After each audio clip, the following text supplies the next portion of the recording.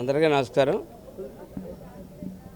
ఇవాళ ఉదయం 6:30కి చీడిగా బైపాస్ మీద జరిగినటువంటి దుర్ఘటన మీ అందరికీ తెలిసిందే.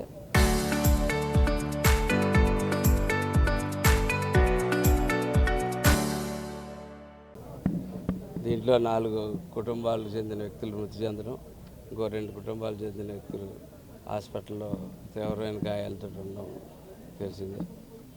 వారికి అండగా తక్షణం ప్రభుత్వం చర్యలు తీసుకోవడం జరిగింది. ఇమీడియట్గా ఆర్డీఓని పంపించి మట్టి ఖర్చులు డబ్బులు ఇవ్వడం, దగ్గరుండి పోస్ట్మార్టం చేయించడం, వైద్యం చేయించే వాళ్ళ దగ్గర వైద్యం చేయించడం, ఆ కార్యక్రమాలు చేసుకుంటా ఆ తర్వాత ఫర్దర్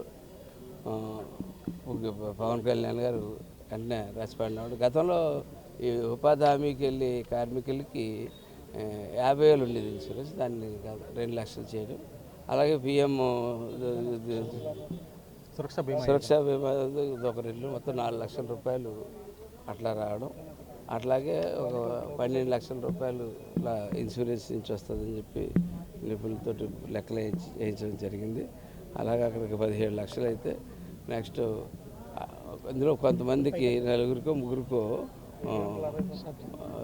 పార్టీ సభ్యత్వం ముందు చూపుతోటి కూటమి జనసేన అయితేనేంటి, తెలుగుదేశం పార్టీ అయితేనేంటి ముందు చూపుతో చూపించినటువంటి చేసినటువంటి ఇన్సూరెన్స్ తాలూకా ఒక 5 లక్షల రూపాయలు రావడం జరుగుతుంది. అంతేకాకుండా ఇప్పుడే పీడీ గారు చెప్తా ఉన్నారు, కలెక్టర్ గారికి పైనుంచి చంద్రబాబు నాయుడు గారి దగ్గర నుంచి ఆదేశాలు వచ్చాయి. ఆదేశాల ప్రకారం వాళ్ళు ఎవరైనా పిల్లలతో కుటుంబానికి ఆదుకోవడానికి వాళ్ళ పిల్లలు కానీ వాళ్ళ ఇంట్లో వాళ్ళు కానీ ఎవరన్నా సరే చదువుకున్న వాళ్ళు ఉంటే వారి క్వాలిఫికేషన్ తగ్గట్టుగా ఖచ్చితంగా వారికి వికాసాన్నించి ఉద్యోగాలు ఇవ్వడం జరుగుతుంది. అలాగే గౌరవ పార్లమెంట్ సభ్యులు సతీష్ గారు నాకు ఫోన్ చేశారు. ఫోన్ చేసినప్పుడు వాళ్ళ ఇంట్లో ఎవరైనా చదువుకుంటున్న వాళ్ళు ఎవరైనా ఉంటే వాళ్ళని ఫర్దర్గా వాళ్ళ చదువులు పూర్తి అయ్యేదాకా నేను సతీష్ గారు ఆ కుటుంబానికి అండగా ఉందామని చెప్పి డిసైడ్ అయ్యాం.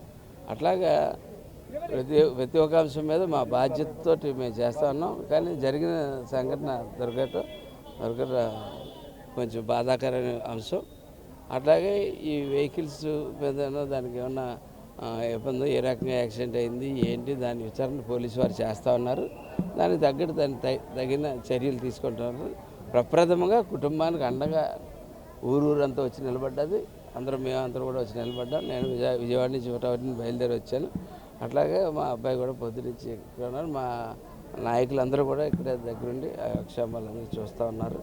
ఖచ్చితంగా ఆ కుటుంబాలకి అండగా మేము ఉంటాం అని చెప్పి భరోసా అయితే ఇవ్వడం జరుగుతుంది.